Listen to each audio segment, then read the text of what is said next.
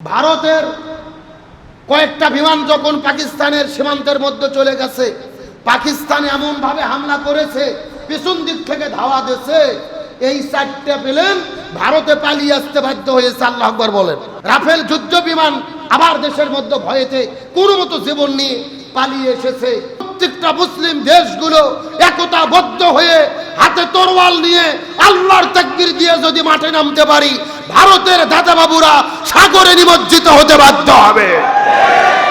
পাও ধরে ক্ষমা চাইতে বাধ্য হয়েছে। শক্তিতে শক্তিমান হন, ইমানের শক্তিতে শক্তিমান হন। ভারতকে ভয় পাওয়ার দরকার নেই, মায়ানমারকে ভয় পাওয়ার দরকার নেই। জীবন দেওয়ার জন্য, দেশের জন্য প্রস্তুত থাকেন। দেশের স্বাধীনতা সার্বভৌমত্ব রক্ষা করবেন। জীবনও যদি চলে যায়, শাহাদাতের মর্যাদা দান করবে কে? আবার নতুন করে পেহেলগাম, সেই জম্মু কাশ্মীরের ভেতরে নিজেরা নাটক তৈরি করে পাকিস্তানের উপরে হামলা করার পরিকল্পনা করে যুদ্ধ করা শুরু করতেছে। আমরা ভারতকে পরিষ্কার করে বলে দিতে চাই, আমার নবী হাদিসের মধ্যে বলেছে, ইমানদারদের ভয় করলে হবে না। কিয়ামতের আগে ইমানদার এবং বেঈমানদের ভেতরে হিন্দুস্তানে যুদ্ধ হবে, যার নাম হলো গাজওয়াতুল হিন্দ। রাসূল বলেছে, এই যুদ্ধে ইমানদাররা বিজয়ী হবে। বলেন আল্লাহু আকবার। আমরা দেখেছি গত 2 দিন আগে ভারতের কয়েকটা বিমান যখন পাকিস্তানের সীমান্তের মধ্যে চলে গেছে, পাকিস্তান এমন ভাবে হামলা করেছে, পিছন দিক থেকে ধাওয়া দিয়েছে, এই চারটা প্লেন ভারতে পালিয়ে আসতে বাধ্য হয়েছে। আল্লাহু আকবার বলেন। তাদের 4টা যুদ্ধ বিমান, রাফেল যুদ্ধ বিমান আবার দেশের মধ্যে ভয়েতে কোনো মতো জীবন নিয়ে পালিয়ে এসেছে।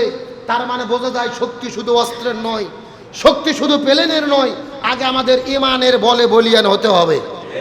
তার কারণ সংখ্যার ভিত্তিতে ইমানদারদের বিজয় হয় না, মুসলমানের বিজয় হয় কিসের শক্তিতে? ইমানের শক্তিতে। বদরের যুদ্ধে মুসলমানদের সৈন্য সংখ্যা কত ছিল? 313। আর কাফিরদের সংখ্যা ছিল 1000। কিন্তু বিজয় লাভ করেছে কারা? মুসলমানেরা। তার মানে বোঝা গেল, যুগে যুগে মুসলমানদের বিজয় কোনো সংখ্যাধিক্যের ফলে হয় না, মুসলমানদের বিজয় হয় ইমানের শক্তিতে। আজকে ভারত যুদ্ধ ঘোষণা করতেছে নিজেরা নাটক তৈরি করে। পাকিস্তান, আফগানিস্তান, বাংলাদেশ, আশেপাশে আমরা যত মুসলমান দেশ রয়েছি, প্রত্যেকটা মুসলিম দেশগুলো একতাবদ্ধ হয়ে হাতে তরোয়াল নিয়ে আল্লাহর তাকবীর দিয়ে যদি মাঠে নামতে পারি, ভারতের দাদা বাবুরা সাগরে নিমজ্জিত হতে বাধ্য হবে। সুতরাং আমাদের ইমানের বলে বলিয়ান হতে হবে। ওরা বড়, সংখ্যা বেশি, অস্ত্র বেশি, এই জন্য ভয় পাওয়ার কোনো দরকার। আমরা গত 16 বছরে মার খেয়েছি, অথচ গত 2 দিন আগে দেখেছেন ভারতের বিএসএফ বাংলাদেশের মধ্যে ঢুকে আমার দেশের 2টা মানুষকে টানিয়ে জোর করে নিয়ে যাওয়া শুরু করছে। গ্রামের লোক তাকে ঘেরাও করে অ্যাটাক করে ফেলেছে। বিজেপির ভাইরা যখন গেছে, পাও ধরে ক্ষমা চাইতে বাধ্য হয়েছে ভারতের বিএসএফ। বলেন আল্লাহু আকবার। গত 16 বছরে 250 জন মানুষকে ডাইরেক্ট গুলি করে ভারত হত্যা করেছে আমাদের সীমান্তে। আমার বোন ফেলানিকে হত্যা করে, ধর্ষণ করে তার কাটার সঙ্গে 24 ঘন্টা ঝুলিয়ে রেখেছিল স্বৈরাচার হাসিনার শাসনামলে। আর ডক্টর মোহাম্মদ ইউনূসের শাসন চলতেছে। এই বিজেপির সদস্যদের সেলুট দেই, তাদেরকে ধন্যবাদ দেই। আর কোনো ভয় নেই, বাতিলের কাছে মাথা নত করা যাবে না, ওদেরকে দাঁত ভাঙা জবাব দিতে হবে। আবার তো মনে বলে, এই বিজেপি বিডিআর এর ভাইদেরকে রাষ্ট্রীয়ভাবে পুরস্কার দেওয়া দরকার, এদেরকে সেলুট দেই। তার কারণ বিজেপির ভাইদের বলি ভয় করবেন না। রাসূল বলেছেন, যারা মুসলমান দেশের সীমানা নিরাপত্তা রক্ষীর দায়িত্ব থাকে, এরা সীমানার নিরাপত্তা দিতে গিয়ে, বহির্বিশ্বের আক্রমণ মোকাবেলা করতে গিয়ে যদি জীবন দিয়ে বিদায় নিয়ে চলে যায়, রাসূল বলেছেন এরা শাহাদাতের মর্যাদা পাবে। সুতরাং বিজেপির ভাইদের বলি, বিডিআর ভাইদের বলি, শক্তিতে শক্তিমান হন, ইমানের শক্তিতে শক্তিমান হন।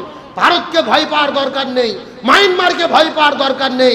জীবন দেওয়ার জন্য, দেশের জন্য প্রস্তুত থাকেন। দেশের স্বাধীনতা সার্বভৌমত্ব রক্ষা করবেন।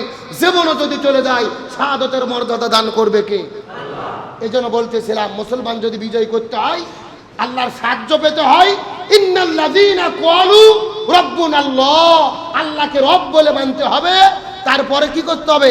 সুম্মাস্তাকাম, তার উপরে অবিচল থাকতে হবে। সুবহানাল্লাহ বলেন।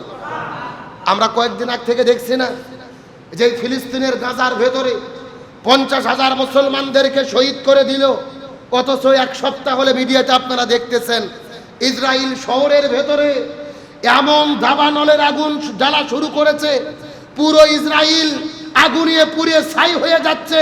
পুরো পৃথিবীর মানুষদেরকে বলেছে আমাদের বাঁচাও, আমরা আর বাঁচতে পারতেছি না। ফিলিস্তিন পর্যন্ত বলেছে তোমাদের সাহায্য করতে প্রস্তুত আছি। আল্লাহ আকবার বলেন। এটাই তো ইসলামের শিক্ষা। তোমরা 50,000 মুসলমানদেরকে শহীদ করে দিয়েছো, আজকে আল্লাহর খেলা শুরু। আগুনে পুরো এলাকা পুড়ে ভূমিভূষ হয়ে যাচ্ছে, ছাই হয়ে যাচ্ছে। কার খেলা? আল্লাহর কোরআন বলে জাহারুল ফাসাদু ফিল বাররি ওয়াল বাহারি বিমা কাসাবাত আইদিন নাস। জলে এবং স্থলে যত বিপর্যয় ঘটে সব কিছু হলো ওই দেশের মানুষের হাতের কামাই। তোমরা মুসলমানদের শহীদ করে দিয়েছো, ছোট বাচ্চাদেরকে হত্যা করেছো। একটা শিশু সন্তান হামলার শিকার হয়ে বিল্ডিংয়ের নিচে চাপা পড়ে চিৎকার করে বলেছিল তোমরা আমাকে হত্যা করো, আমাকে শহীদ করো, আমাকে গুলি করো, আমাকে বিদায় করে দাও। আমি এমন একটা জান্নাতে যেতে চাই, আমি আল্লাহর কাছে যেতে চাই যেখানে গেলে কেউ গুলি করবে না, কেউ হামলা করবে না, যেখানে খাবারের কোনো অভাব নাই। চিৎকার করে বলেন আল্লাহু আকবার। একটা কথা মনে রাখেন, নারী এবং শিশু যখন মাজলুম হয়ে আল্লাহর কাছে দোয়া করে, এই দোয়া আল্লাহ কখনো ফেরত দেয় না। প্রকৃতগতভাবে বিচার শুরু হয়ে গেছে, আল্লাহর গজব শুরু হয়েছে, আল্লাহর ফাইসালা শুরু হয়েছে। সুতরাং জালেমদেরকে বলি, নিরপরাধ ইমানদার মুসলমানদের উপরে জুলুম করো না। ফাইসালা করবেন কে? আরো জোরে বলেন। আমার প্রিয় বন্ধুগণ, মুসলমান ভাইরা গভীর মনোযোগ। তাহলে আলোচনা করতেছিলাম ইন্নাল্লাযীনা ক্বালু রাব্বুনাল্লাহু সুম্মা ইসতাকামু তাতানাজ্জালু আলাইহিমুল মালায়েকা। নিশ্চয় যারা মুখে মুখে বলে আমাদের রব কে, আরো জোরে বলেন কে? আরো জোরে বলেন কে? ইন্নাল্লাযীনা ক্বালু রাব্বুনাল্লাহ, নিশ্চয় যারা মুখে মুখে বলেন আমাদের রব হলো আল্লাহ, সুম্মা ইসতাকাম, এবং তার উপরে অবিচল থাকে, তাতানাজ্জালু আলাইহিমুল মালায়েকা, আল্লাহ তাদের উপরে রহমতের ফেরেশতা নাজিল করে দেয়। এই সমস্ত ফেরেশতা এসে বলে তোমাদের জন্য কোনো ভয় নেই, তোমাদের জন্য কোনো টেনশন নেই, তোমাদের জন্য হলো জান্নাতের সুসংবাদ। বলেন সুবহানাল্লাহ।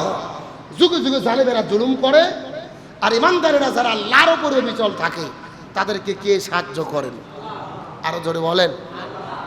এরকম একজন জালেম বাদশা ছিলেন রোম সম্রাট কাইসার। কি নাম বলেছি?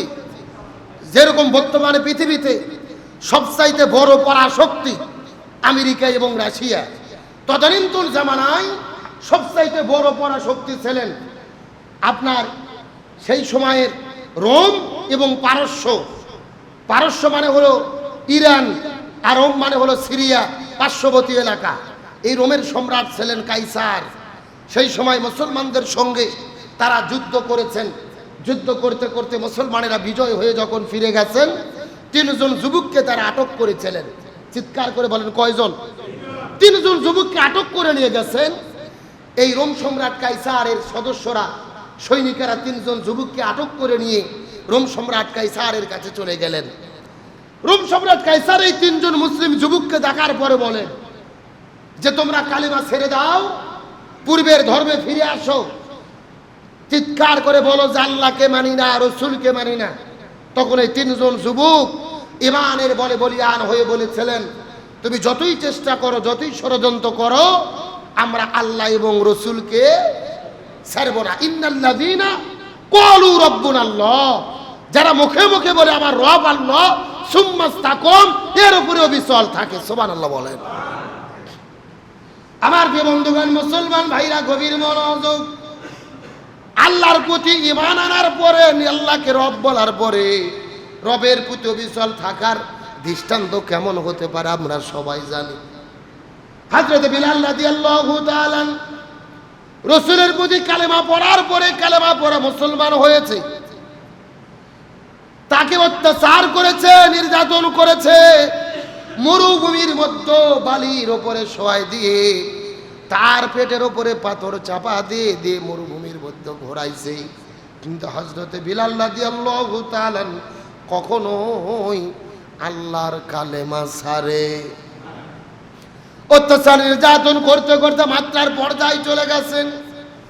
তার পিঠের উপরে পাথর চাপা দিয়ে পুরো মদিনায় মরুভূমির মধ্য দিয়ে তাকে নিয়ে ঘোরাইছে। চিৎকার করে ডেকে বলে, এ বিলাল কালেমা ছাড়ো। কালেমা ছাড়ে না, বিলালের মুখ থেকে আহা তাহা তাহা শব্দটি উচ্চারিত হয়েছেন। তার মানে বিলাল প্রমাণ করেছেন ইন্নাল্লাযীনা ক্বালু রাব্বুনাল্লাহ, মুখ দিয়ে যারা একবার রবকে স্বীকার করে, তাতানাজ্জালু আলাইহিমুল মালাইকা, এবং তার প্রতি অবিচল থাকে সুম্মাস্তাকাম,